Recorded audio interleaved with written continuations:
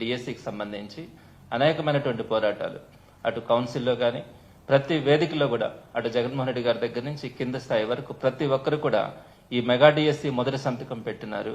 దాని గురించి ఏమైంది, నిరుద్యోగులంతా కూడా ఇబ్బంది పడతా ఉన్నారని పదే పదే ఆవేశాన్ని వాళ్ళ యొక్క బాధని వెల్లబుచ్చిన తర్వాత ఎట్టకేలకి ఈరోజు డిఎస్సి నోటిఫికేషన్ ఇవ్వడానికి వారు ఈరోజు ప్రకటించడం కూడా జరిగింది. అయితే దీనికి సంబంధించి కొన్ని వాస్తవాల్ని ఏదైతే ఈరోజు 6 లక్షల మంది నిరుద్యోగులు ఏదైతే బాధపడతా ఉన్నారో దీనికి సంబంధించి ఈ ప్రాసెస్ లో జరిగినటువంటి ఇబ్బందులు కానీ భవిష్యత్తులో ఏ విధమైనటువంటి ఇబ్బందులు వస్తాయన్నది వాళ్ళ యొక్క ఆవేదనని వైఎస్ఆర్సీపీ ప్రభుత్వం దృష్టికి తీసుకురావడానికి, అలానే ఈ ప్రాసెస్ పూర్తయ్యే వరకు కూడా వైఎస్ఆర్సీపీ జాగ్రత్తగా ఉంటూ ప్రభుత్వం ఎక్కడైనా కూడా దీంట్లో డీవియేషన్స్ కానీ ఏదైనా ఇబ్బందులు కానీ క్రియేట్ చేస్తే వైఎస్ఆర్సీపీ ఎప్పుడు కూడా ప్రభుత్వాన్ని నిలదీయడానికి కానీ ఈ ఏదైతే చెప్పిందో అది ఫుల్ఫిల్ అయ్యేంత వరకు కూడా వైఎస్ఆర్సీపీ బాధ్యతగా ఉంటుంది, ప్రజల పక్షాన నిరుద్యోగుల పక్షాన జాగ్రత్తగా ఉంటుందని కూడా ఈ సందర్భంగా ప్రభుత్వానికి తెలియజేస్తా ఉన్నాను. ఇకపోతే ప్రధానంగా మొట్టమొదటి కేబినెట్ లో ఈ మెగా డిఎస్సికి సంబంధించి సంతకం కూడా పెట్టడం జరిగింది. సుమారుగా 11 నెలలు పూర్తయింది. ఈ రోజు చంద్రబాబు నాయుడు గారి బర్త్డే.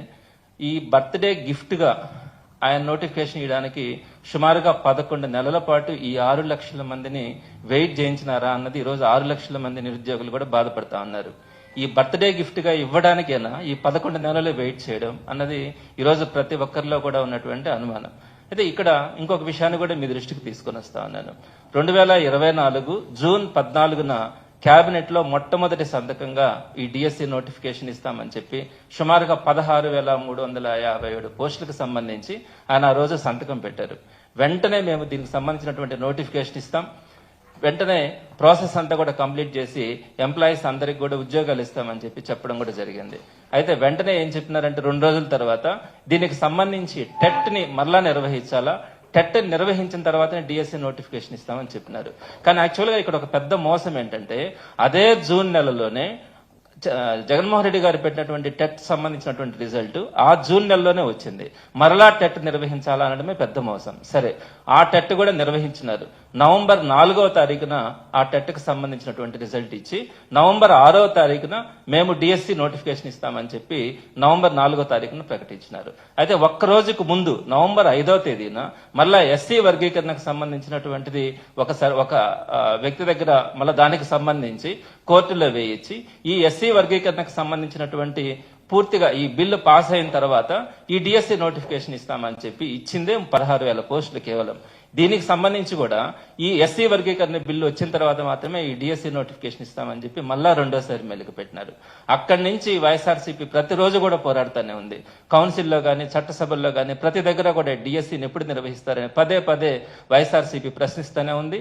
దీనికి సంబంధించి ఈ గొడవలన్నీ కూడా చేస్తా ఉన్న తర్వాత ఈ నిరుద్యోగ పక్షాన పోరాడుతూ ఉన్న తర్వాత 4 రోజుల క్రితం అంటే మొన్న గురువారం రోజున ఈ ఎస్సీ వర్గీకరణకు సంబంధించి ఒక ఆర్డినెన్స్ ని తీసుకొని వచ్చి ఈ రోజున చంద్రబాబు నాయుడు గారి బర్త్డే సందర్భంగా ఈ రోజున ఈ నోటిఫికేషన్ ఇవ్వడం కూడా జరిగింది. అయితే నోటిఫికేషన్ ఇవ్వడం అన్నది ఒక పక్క కొంత ఆనందమే అయినా కూడా ఈ 6 లక్షల మంది సుమారుగా నిరుద్యోగులందరూ కూడా కొంత ఆవేదన చెందుతా ఉన్నారు. అసలు వీళ్ళ యొక్క సిస్టమ్ చూస్తూ ఉంటే గడిచిన 11 నెలలుగా వీళ్ళు తీసుకున్నటువంటి నిర్ణయాలు కానీ పోస్ట్పోన్మెంట్స్ కానీ కావాలని కోర్టులకు వేయించడం కానీ ఇవన్నీ కూడా చూస్తూ ఉంటే రాబోయే రోజుల్లో కూడా ఈ డిఎస్సి ప్రాసెస్ ని పూర్తి స్థాయిలో కరెక్ట్ గా కంప్లీట్ చేస్తారనే నమ్మకం ఈ రోజు నిరుద్యోగుల్లో కనిపించట్లా. అందులో భాగంగానే వైఎస్ఆర్సీపీ వాళ్ళ ఆవేదనని ప్రభుత్వం దృష్టికి తీసుకురావడానికి చేసే ప్రయత్నంలోనే ఈ రోజు ప్రెస్ మీట్ కూడా కండక్ట్ చేయడం జరుగుతూ ఉంది. మొట్టమొదటిగా నేనేం మీకేం చెప్తున్నానంటే దీనికి సంబంధించి స్కూల్స్ తెరిచే రోజుకి జూన్ 1వ తారీఖు కల్లా డిఎస్సిని కంప్లీట్ చేసి ఈ 16,000 చిల్లర పోస్టులు అన్నింటినీ కూడా ఈ జాబ్స్ అన్ని కూడా ఇవ్వడం జరుగుతుంది అని లోకేష్ కానీ అట్లానే చంద్రబాబు నాయుడు గారు కానీ పదే పదే ఇటీవల కాలంలో చెప్తా వస్తా ఉన్నారు. అయితే ఇక్కడ ఒక విషయం ఏంటంటే 4 రోజుల క్రితం ఈ ఎస్సీ వర్గీకరణ బిల్లుని తీసుకొని వచ్చినారు. అయితే ఇక్కడ ఎవరైతే వర్గీకరణ కోసం పోరాడినారో వాళ్ళకు కూడా ఈరోజు ఆ వర్గీకరణ సంబంధించినటువంటి ఆర్డినెన్స్ లో కొన్ని అనుమానాలు ఉన్నాయి. దానికి సంబంధించి ఆర్ఓఆర్ అంటే రిజర్వేషన్ పాలసీ దాంట్లో సిస్టంలో కొన్ని డౌట్స్ ఉన్నాయి. ఇవన్నీ క్లారిఫై కాకుండానే ఇమీడియట్ గా ఈ డిఎస్సిని తీసుకొచ్చినప్పుడు కొన్ని ఇబ్బందులు మాకు కలుగుతాయని చెప్పి వాళ్ళే డౌట్ ఎక్స్ప్రెస్ చేస్తా ఉన్నారు. అదేవిధంగా ఈ ఇన్ని తక్కువ పోస్టులకి సుమారు సుమారుగా 16,000 పోస్టులు మాత్రమే ఈరోజు అనౌన్స్ చేస్తా ఉంటే, దీనికి సంబంధించి ఎప్పటి నుంచో పెండింగ్ ఉన్నటువంటి ఈ ఎస్సీ వర్గీకరణ బిల్లు అయితేనే దీన్ని పెట్టాలా అని చెప్పి దాన్ని లింక్ చేయడం దేనికి, దీనికోసం సంవత్సరాల తరబడి వెయిట్ చేయడం కూడా అనవసరం కదా అనే అభిప్రాయాన్ని కూడా ఈరోజు చాలా మంది మాట్లాడుతూ ఉన్నారు. అయితే నేను ఇక్కడ ఇంకొక విషయాన్ని కూడా మీ దృష్టికి తీసుకొని వస్తున్నాను. ఈరోజు ఏప్రిల్ 20వ తారీఖున డిఎస్సి నోటిఫికేషన్ ఇచ్చినారు. అయితే జూన్ 6వ తారీఖున ఎగ్జామినేషన్ సిస్టమ్ పెడుతున్నారు డిఎస్సికి సంబంధించి. జూన్ 6 నుంచి జూలై 6 వరకు, అంటే జూన్ 1వ తారీఖున పోస్టులు ఇస్తామని చెప్పి జూన్ 6న ఎగ్జామినేషన్ స్టార్ట్ చేసి జూలై 6 వరకు ఒక్క నెల పాటు సుమారుగా ఇప్పటిదాకా ఎక్కడా కూడా డిఎస్సి చరిత్రలో 1 మంత్ ఎగ్జామినేషన్స్ డిఎస్సి ఎగ్జామ్ పెట్టడం అనేది ఎక్కడ లేదు. ఒక్క నెల రోజులు జూలై 6వ తేదీ దాకా ఈ ఎగ్జామినేషన్ సిస్టమ్ని కంటిన్యూ చేసి అక్కడి నుంచి ఒక 1 వీక్ పోస్ట్పోన్ చేసుకుంటా ఆగస్టు దాకా ఈ షెడ్యూల్ అంతా కూడా ఈరోజు ప్రకటించడం జరిగింది. ఇక్కడ కూడా మీకు ఇంకొక విషయం కూడా తెలియజేస్తా ఉన్నాను. ఆగస్టు దాకా కూడా వాళ్ళు ఈరోజు ఇచ్చినటువంటి నోటిఫికేషన్లో ఎగ్జామినేషన్ రిజల్ట్ ఇస్తామని మాత్రమే ఆ రోజు దాకా కూడా చెప్పినారు. ఇంకా అక్కడి నుంచి జరిగే ప్రాసెస్ని ఎప్పటి లోపల నియామకాలు పూర్తి చేస్తాం, ఎప్పటి లోపల ఆర్డర్స్ ఇస్తామని అన్న విషయాన్ని మాత్రం ఈరోజు ఎక్కడ కూడా స్పష్టంగా వాళ్ళు చెప్పాల. ఇటువంటి నోటిఫికేషన్ మనం ఎక్కడ కూడా చూడలేం. ఓన్లీ ఎగ్జామినేషన్ నిర్వహించడం మాత్రమే, అంతటితోనే మా పని అయిపోయింది అన్నట్టుగా ఆల్మోస్ట్ ఆగస్టు 1st వీక్ దాకా కూడా షెడ్యూల్ ఇచ్చి ఆ రోజుతో మేము రిజల్ట్ ఇస్తామని చెప్పినారు. ఇక్కడ ఇంకొక విషయాన్ని కూడా మీ దృష్టికి తీసుకొని వస్తున్నాను.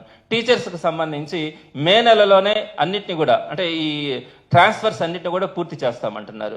మే నెలలో ట్రాన్స్ఫర్స్ చేసేటప్పుడు సుమారుగా ఈ 16,347 పోస్టులు ఈ రోజు మనకు డిఎస్సి నోటిఫికేషన్ ద్వారా వ్యాకెన్సీస్ కనుక్కుండే పని అయితే వాటన్నిటిని కూడా బ్లాక్ చేయకుండానే ఇస్తామని చెప్పి కమిషనర్ నేను చెప్పినారు, మంచి మాట.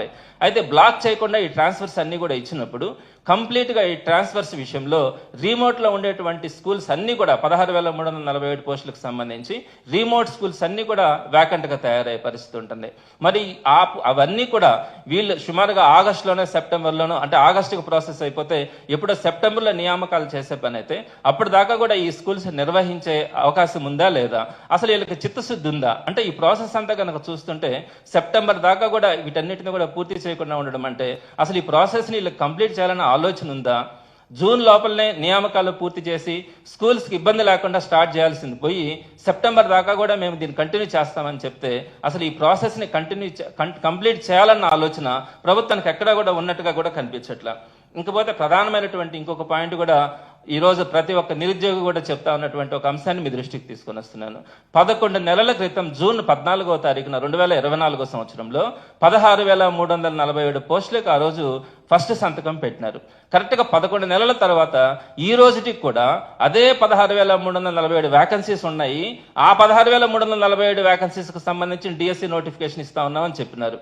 ఈ 11 నెలల కాలంలో ఎన్ని వేల మంది రిటైర్ అయి ఉంటారు, ఎన్ని మార్పులు జరుగుంటాయి. అదేవిధంగా ప్రధానంగా జీవో నెంబర్ 117, ఆ రోజు జగన్మోహన్ రెడ్డి గారు జీవో నెంబర్ 117 ద్వారా ప్రభుత్వ విద్యా వ్యవస్థని ఒక అద్భుతమైనటువంటి వ్యవస్థగా 3వ తరగతి నుంచే సబ్జెక్ట్ టీచర్తో చెప్పించి ప్రతి స్కూల్ని కూడా ఒక ఇంటర్నేషనల్ స్కూల్గా తయారు చేయాలన్న ఆలోచనతో ఆ రోజు జీవో నెంబర్ 117 తీసుకొని వస్తే దాన్ని ఒక భూతద్దం లాగా చంద్రబాబు నాయుడు గారు కానీ లోకేష్ గారిని చెప్పడం, 117 జీవోలో ఏమున్నాయో కూడా వాళ్ళకి తెలియదు స్పష్టంగా.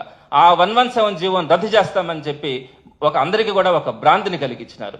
అయితే 117 జీవోని రద్దు చేయకుండా ఆ 117 జీవో ప్లేస్లో కొత్త మెమోని ఒక దాన్ని తీసుకొని ఇచ్చినారు.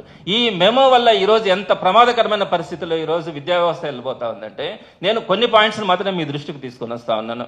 సుమారుగా 19,271 ప్రైమరీ స్కూల్స్ వాటి ఉనికిని కోల్పోయి ఫౌండేషన్ స్కూల్స్గా పడిపోయే పరిస్థితి ఈరోజు వీళ్ళు తీసుకొచ్చినటువంటి కొత్త మెమో వల్ల ఏర్పడే పరిస్థితి ఉంది. అంటే వాళ్ళు చెప్తున్నది ఏంటంటే ఒక్క పంచాయతీకి ఒక్క మోడల్ ప్రైమరీ స్కూల్ కానీ లేదా బేసిక్ ప్రైమరీ స్కూల్ కానీ పెడతామని చెప్తా ఉన్నారు. మనకున్నటువంటి సుమారుగా 31,000 చిల్లర ప్రైమరీ స్కూల్స్ ఉన్నాయి. వాటిల్లో కేవలం పంచాయతీకి ఒక్క స్కూలే ప్రైమరీ స్కూలే కనుక పెట్టగలిగితే అది మోడల్ ప్రైమరీ స్కూల్ కావచ్చు, లేదనుకుంటే బేసిక్ ప్రైమరీ స్కూల్ కావచ్చు. సుమారుగా 19,271 ప్రైమరీ స్కూల్స్ ఫౌండేషన్ స్కూల్స్ గా పడిపోయేదానికి అవకాశం ఉంది. ఇది ఒక పెద్ద ప్రమాదం అయ్యే అవకాశం కూడా ఉంది. ఇకపోతే రెండోది, అసలు అప్పర్ ప్రైమరీ వ్యవస్థనే లేకుండా తీసేస్తామని చెప్తున్నారు. 3,156 అప్పర్ ప్రైమరీ స్కూల్స్ ఉంటే వాటిలో సుమారుగా వాళ్ళు ఇచ్చిన డేటా ప్రకారమే 83% స్కూల్స్ లో 6, 7, 8 తరగతులు 60 మంది కంటే తక్కువ విద్యార్థులు ఉన్నారన్నారు. మరి ఈ 83% అప్పర్ ప్రైమరీ స్కూల్స్ అన్ని కూడా ఫౌండేషన్ స్కూల్స్ గానో లేదా ప్రైమరీ స్కూల్స్ గానో పడిపోయేదానికి వారు ఇచ్చినటువంటి మెమో ద్వారా స్పష్టంగా కూడా వాళ్ళు చెప్పడం కూడా జరిగింది. కేవలం 17% స్కూల్స్ మాత్రమే హై స్కూల్స్ గా అప్గ్రేడ్ చేస్తామని చెప్పినారు. ఇకపోతే సుమారుగా 5-10 హై స్కూల్ ప్లస్ని ఎక్కడైతే గ్రామీణ విద్యార్థులందరికీ కూడా జూనియర్ కాలేజీలు కానీ ఇంటర్మీడియట్ వ్యవస్థ కానీ అందుబాటులో ఉండాలన్న ఆలోచనతో ఆ రోజు జగన్మోహన్ రెడ్డి గారు హై స్కూల్ ప్లస్, హై స్కూల్లోనే ఇంటర్మీడియట్ వరకు ప్రతి ఒక్కరు కూడా చదువుకోవాలన్న ఆలోచనతో ఆయన హై స్కూల్ ప్లస్ వ్యవస్థను తీసుకొని వస్తే ఆ 510 హై స్కూల్స్ ప్లస్ మొత్తాన్ని కూడా ఈ రోజు రద్దు చేస్తామని చెప్పి కూడా వాళ్ళు ప్రకటించినారు. సుమారుగా మనం ఆ రోజు వారందరికీ కూడా 1800 మంది దాకా పీజీటీలుగా ప్రమోషన్స్ ఇచ్చినాం. వారందరూ కూడా ఈ రోజు హై స్కూల్ ప్లస్ల్లో కొనసాగుతా ఉన్నారు. మరి ఈ రోజు 510 హై స్కూల్ ప్లస్ని రద్దు చేస్తామని చెప్తున్నారు. దానికి సంబంధించి వైఎస్ఆర్సీపీ తరపున పోరాటం చేస్తే ఈ ఒక్క సంవత్సరం వరకు అందులో 290 హై స్కూల్ ప్లస్లను మాత్రమే కొనసాగిస్తామని చెప్పి మొన్న అది కూడా ఒక డౌట్గా చెప్తా ఉన్నారు. మొత్తానికి మాత్రం ఈ సంవత్సరమో వచ్చే సంవత్సరమో ఈ 5-10 హై స్కూల్ ప్లస్లను అందరినీ కూడా క్యాన్సిల్ చేసే పరిస్థితి ఉంది. అదేవిధంగా 117 జీవో రద్దు చేసిన దానివల్ల స్కూల్ అసిస్టెంట్స్ గా ప్రమోషన్ పొందినటువంటి 8000 మంది పరిస్థితి కూడా ఈ రోజు ప్రశ్నార్థకమైంది. ఈ విధంగా టోటల్ గా చూస్తే 19271 ప్రైమరీ స్కూల్స్ ఉనికిని కోల్పోతా ఉన్నాయి. 3156 అప్పర్ ప్రైమరీ స్కూల్స్ అసలు కనిపించట్లా. 510 హై స్కూల్ ప్లస్లు కనిపించట్లా. మరి ఈ 8000 మంది స్కూల్ అసిస్టెంట్స్ గా ప్రమోషన్ పొందినటువంటి వీరందరి భవిష్యత్తు కూడా ప్రశ్నార్థకం అవుతుంది.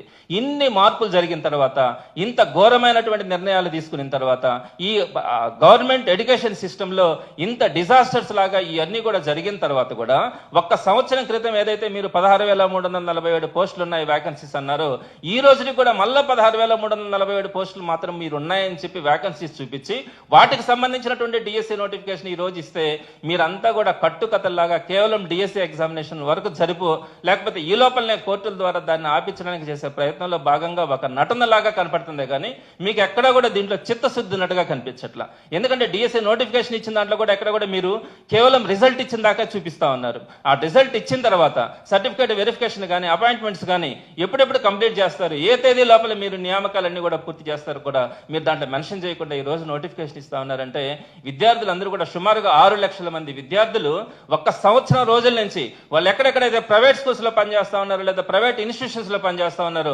వాటన్నింటిలో కూడా డ్రాప్ అయ్యి ఈ కోచింగ్ తీసుకుంటూ 6 లక్షల మంది కుటుంబాలన్నింటినీ కూడా పణంగా పెట్టి ఈ రోజు రోడ్డు మీద నిలబడుకొని ఉన్నారు.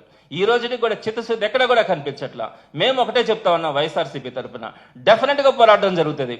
ఎక్కడైతే మీరు ఇటు సూపర్ 6 పేరుతో పేద ప్రజలకు ఏదైతే హామీలు ఇచ్చున్నారో అలానే మిగతా అనేకమైనటువంటి హామీలు ఇస్తున్నారో వాటితో పాటు పోరాటంతో పాటు దీనికి సంబంధించినటువంటి మెగా డిఎస్సి కానీ అలానే మిగిలినటువంటి మీరు చేసేటువంటి ప్రతి దాంట్లో కూడా ప్రజల పక్షాన తప్పకుండా పోరాటం కూడా జరుగుతుంది.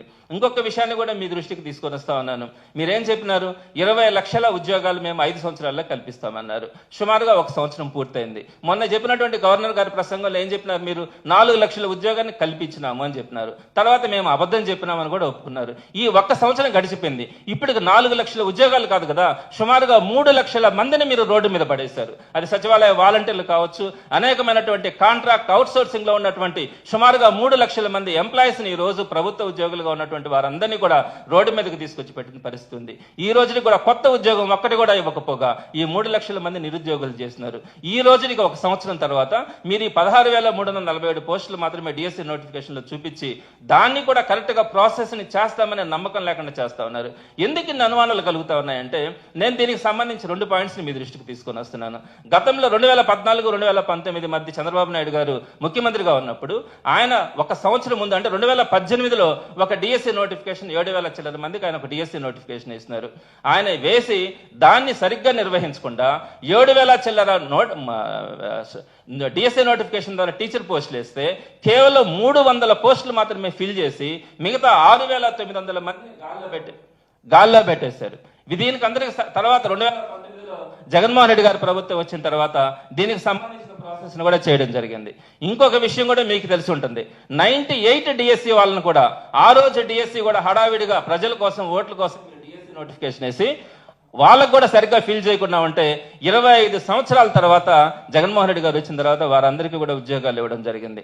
అట్లా 98 డిఎస్సిలో కానీ 2018 డిఎస్సిలో కానీ అలా ప్రతి ఒక్క దగ్గర కూడా మీరు కేవలం ఓట్ల కోసం మాత్రమే మీరు ఈ డిఎస్సి నోటిఫికేషన్స్ కానీ ఇట్లాంటివన్నీ కూడా వేసి వాటన్నిటిని కూడా ప్రాసెస్ సరిగ్గా చేయకుండా వాటన్నిటిని కూడా రోడ్డు మీద పెట్టేసిన పరిస్థితిలో చాలా సందర్భాల్లో చూస్తా ఉన్నాం. కాబట్టి ఈ రోజు మేము ప్రజల పక్షాన మిమ్మల్ని మీరు చేస్తున్నటువంటి యాక్టివిటీస్ అన్నింటినీ కూడా మీ దృష్టికి తీసుకురావడం, ప్రజలను అప్రమత్తం చేయడం, అందులో భాగంగా మీరు చివరి దాకా కూడా ఈ ప్రాసెస్ ని కంప్లీట్ చేసేంత వరకు కూడా వైఎస్ఆర్సీపీ అప్రమత్తంగా ఉండి మీ దగ్గర ఈ పనులు చేయిస్తుందని కూడా తెలియజేస్తా ఉన్నాం. ఇంకొక విషయం కూడా తెలియజేస్తా ఉన్నాం. ఈ రోజు మీరు ఇచ్చినటువంటి నోటిఫికేషన్ లోనే మీకు సంబంధించినటువంటి పత్రికల్లో కొన్ని న్యూస్ చూసాం. జగన్మోహన్ రెడ్డి గారు 5 సంవత్సరాల పాలనలో ఒక్క టీచర్ పోస్ట్ కూడా ఫిల్ చేయలేదని చెప్పి మీరు చెప్పినటువంటి మాట చూస్తే బాధ అనిపించింది. చంద్రబాబు నాయుడు గారు మీరు ఒక్కసారి 2014-19లో మీరు ఇచ్చినటువంటి జాబ్స్ అన్ని కేవలం డిఎస్సి 2014 ద్వారా మీరు ప్రొవైడ్ చేసింది ఆ రోజు 10,313 పోస్టులు మాత్రమే మీరు ఫిలప్ చేసినారు. 2014-19లో 2014 డిఎస్సి ద్వారా 10,313 పోస్టులు ఫిలప్ చేస్తే జగన్మోహన్ రెడ్డి గారు ఉన్న టైంలో 2019 నుంచి 24 దాకా 2 ఇయర్స్ కోవిడ్ దాకా కూడా కేవలం 3 సంవత్సరాల్లోనే మీరు చేసినటువంటి పాపాలన్నిటికి కూడా పరిష్కారం చూపించి అనేక వేల మందికి ఉద్యోగాలు ఇచ్చిన పరిస్థితి కూడా మనం గమనించాం. ఎగ్జాంపుల్ 98 డిఎస్సి ఇందాక కూడా చెప్పడం జరిగింది. 25 సంవత్సరాల క్రితం మీరు డిఎస్సిని పెట్టి ఆ రోజు సరిగ్గా ప్రాసెస్ చేయకుండా సుమారుగా 4,000 మందిని రోడ్డు మీద పడేస్తే వారందరికీ కూడా 25 సంవత్సరాల తర్వాత జగన్మోహన్ రెడ్డి గారి పరిపాలనలో వారందరికీ 98 డిఎస్సి వరకు ఉద్యోగాలు ఇచ్చారు. అలానే 2018 డిఎస్సి మీరు ఏదైతే డిఎస్సి వేసి వదిలేస్తున్నారో సుమారుగా 6,954 మందికి వారందరికీ కూడా జగన్మోహన్ రెడ్డి గారు టీచర్ పోస్టులు ఇచ్చినారు. అదేవిధంగా 2008 డిఎస్సి వాళ్ళకు కూడా 15 సంవత్సరాల తర్వాత వారందరికీ కూడా డిఎస్సి రాసి క్వాలిఫై అయ్యి వారందరికీ కూడా టీచర్ పోస్టులు రాకుండా ఉంటే 2,193 మందికి వారందరికీ కూడా 2019-24 మధ్యలో జగన్మోహన్ రెడ్డి గారు వాళ్ళందరికీ కూడా టీచర్ పోస్టులు ఇవ్వడం జరిగింది. అలానే 2022లో స్పెషల్ డిఎస్సి ద్వారా ఒక 602 పోస్టులు వేయడం జరిగింది. కేజీబీవీలో రెగ్యులర్ పోస్టులు 1,200 పోస్టులు ఫిలప్ చేయడం కూడా జరిగింది. ఇట్లా 15,008 పోస్టులని జగన్మోహన్ రెడ్డి గారు 2 సంవత్సరాలు కోవిడ్ ఉన్నప్పటికీ కూడా ఆ 3 సంవత్సరాల్లోనే టీచర్ పోస్టులన్నీ ఫిలప్ చేసి డిఎస్సి 2024లో 6,100 పోస్టులకి ఆయన మళ్ళా కూడా నోటిఫికేషన్ ఇచ్చినారు. అంటే 21,108 పోస్టులకి ఆయన ఆ రోజు టీచర్ పోస్టులకు సంబంధించిన ప్రాసెస్ చేస్తే మీరు ఒక్క టీచర్ పోస్ట్ను కూడా ఇవ్వలేదనే మాట చెప్పడానికి మీకు నోరు ఎలా వస్తా ఉంది అని చెప్పి అడుగుతా ఉన్నాం. మీరు కేవలం ఇచ్చింది 10,313 పోస్టులు ఇచ్చి 20,000 చిల్లర పోస్టులు టీచర్ పోస్టులకు సంబంధించినటువంటి ప్రాసెస్ చేసినటువంటి జగన్మోహన్ రెడ్డి గారి గురించి మీరు విమర్శిస్తా ఉంటే ఈరోజు బాధపడతా ఉన్నాం. ఎందుకంటే సుమారుగా ఈ 5 సంవత్సరాల్లో 2 సంవత్సరాలు కోవిడ్ ఉన్నా కూడా 4 లక్షల ఉద్యోగాలు ఇచ్చాం. ఎక్కడా కూడా బర్త్డే గిఫ్ట్లు ఇవ్వాలనుకోవాలా, జగన్మోహన్ రెడ్డి గారు బర్త్డే వస్తేనే ఈ నోటిఫికేషన్ ఇవ్వాలా, ఈ ఉద్యోగాలు ఇవ్వాలని ఏ రోజు కూడా జగన్మోహన్ రెడ్డి గారు అనుకోవాలా. 1,36,000 ఉద్యోగాల్ని ఒక సింగిల్ నోటిఫికేషన్ ద్వారా ఏ స్టేట్ లో కూడా భారతదేశంలో ఇప్పటిదాకా ఒక టెన్యూర్లో ఒక సింగిల్ నోటిఫికేషన్ లో 1,36,000 ఉద్యోగాలను ఇచ్చినటువంటి ఘనత ఈ దేశంలో ఏ రాష్ట్రంలో ఏ టెన్యూర్లో కూడా జరిగి ఉండదు. అది కూడా ఆయన ఒక రోజు నోటిఫికేషన్ ఇవ్వడం ఆల్మోస్ట్ 2 months లోపల ఆ ప్రాసెస్ గా కంప్లీట్ చేసి ఆ 1,36,000 ఉద్యోగాలు ఇవ్వడం కూడా జరిగింది. అవి కాకుండా వాలంటీర్స్ ఉద్యోగాలు అయితేనేమి ఇట్లా సుమారుగా 4 లక్షల ఉద్యోగాల్ని మనం ఆ 5 years లో పొందాం. ఎక్కడైనా కూడా మీరు చూసారా ఇన్ని జాబ్స్ ఇవ్వడం అన్నది? మరి ఇన్ని చేసినటువంటి జగన్మోహన్ రెడ్డి గారిని ఈ రోజు మీరు ఏమీ చేయలేదు, ఉద్యోగులకి ఏం చేయలేదు, టీచర్ పోస్టులు ఏమీ ఇవ్వలేదని చెప్పి రోజు మీరు మాట్లాడుతూ ఉంటే ఈ అందరూ కూడా నవ్వుకుంటా ఉన్నారు. చంద్రబాబు నాయుడు గారు చేస్తున్నటువంటి పరిస్థితి చూస్తూ ఉంటే కేవలం మీరు 2014-19లో కేవలం పబ్లిసిటీ కోసం మీరు ప్రయత్నించినారు. జగన్మోహన్ రెడ్డి గారు ఎప్పుడు కూడా ప్రజల పక్షాన నుండి ప్రజలకి ఎప్పుడు ఏం కావాలో వాటన్నిటిని కూడా నెరవేర్తిస్తూ ఎక్కడా కూడా పబ్లిసిటీ కావాలని కోరుకోకుండా అన్ని కూడా టైంకి చేసినటువంటి గొప్ప వ్యక్తి జగన్మోహన్ రెడ్డి గారు. అలాంటి వ్యక్తిని గురించి ఈరోజు ఒక్క టీచర్ పోస్ట్ కూడా ఇవ్వలేదని చెప్పి ఈరోజు ప్రెస్లో మీ ద్వారా మీ ప్రెస్కు సంబంధించినటువంటి వ్యక్తులు మాట్లాడుతూ ఉంటే బాధ అనిపించి ఈరోజు ప్రెస్ మీట్ కూడా కండక్ట్ చేయడం జరుగుతూ ఉంది. ఇకపోతే చివరిగా ఇంకొక విషయం కూడా చెప్తా ఉన్నాం. మీరేం చెప్పినారు, 20 లక్షల మందికి ఉద్యోగాలు ఇచ్చేంత వరకు వారందరికీ కూడా నిరుద్యోగ భృతి ఇస్తామని చెప్పినారు. ఒక్కొక్కరికి 3,000 రూపాయలు నిరుద్యోగ భృతి ఇస్తామన్నారు. ఈ రోజుకి 11 నెలలు అయింది. ఒక్క రూపాయన నిరుద్యోగ భృతి ఇచ్చినారా? మీరు 20 లక్షల అన్ఎంప్లాయీస్ ఉన్నారన్నారు కదా, దానికి తోడు కొత్తగా అన్ఎంప్లాయీస్ కూడా ఏర్పడినారు కదా. ఒక్క అన్ఎంప్లాయీకైనా కూడా నిరుద్యోగ భృతి మీరు ఇచ్చిన పరిస్థితి లేదు. 20 లక్షల ఉద్యోగాల పరిస్థితి లేదు, నిరుద్యోగ భృతి లేదు. అయితే మేము చివరిగా కూడా మేము కోరుకునేది ఏంటంటే ప్రభుత్వాన్ని, ఏదైతే ఈ రోజు డిఎస్సి నోటిఫికేషన్ ఇచ్చినారో 16,000 చిల్లర పోస్టులకు సంబంధించి ఈ ప్రాసెస్ ని కంప్లీట్ చేయాలి. మీరు ఏదైతే జూన్ 1వ తారీఖు కల్లా పోస్టులు ఇస్తామన్నారో అది ఇచ్చే పరిస్థితి లేదు. కొన్ని సెప్టెంబర్ నాటికైనా కూడా ఈ పోస్టులన్నీ కూడా ఫిల్ చేయాలా. ఏ ఒక్క నిరుద్యోగికి కూడా ఇబ్బంది లేకుండా వారందరికీ కూడా ఏదైతే మీరు ఈ రోజు నోటిఫికేషన్ ఇచ్చినారో ఆ ప్రకారం చేయకపోతే మాత్రం వైఎస్ఆర్సీపీ తరపున ఉద్యమిస్తామని కూడా తెలియజేస్తా ఉన్నాను. ఎందుకు ఈ విధంగా చెప్పాల్సి వస్తుందంటే, గడిచినటువంటి మీ యొక్క ప్రవర్తన వల్ల మీరు ఏదైతే పబ్లిసిటీ కోసం చేస్తా ఉన్నారో దీని అంతా చూసిన తర్వాత కలుగుతున్నటువంటి అనుమానాల వల్ల మిమ్మల్ని ఈ విధంగా అప్రమత్తం చేయడానికి వైఎస్ఆర్సీపీ ముందుండి ఈరోజు ఈ ప్రెస్ మీట్ పెట్టడం కూడా జరిగిందని మీ ద్వారా అందరికీ కూడా తెలియజేస్తా ఉన్నారు.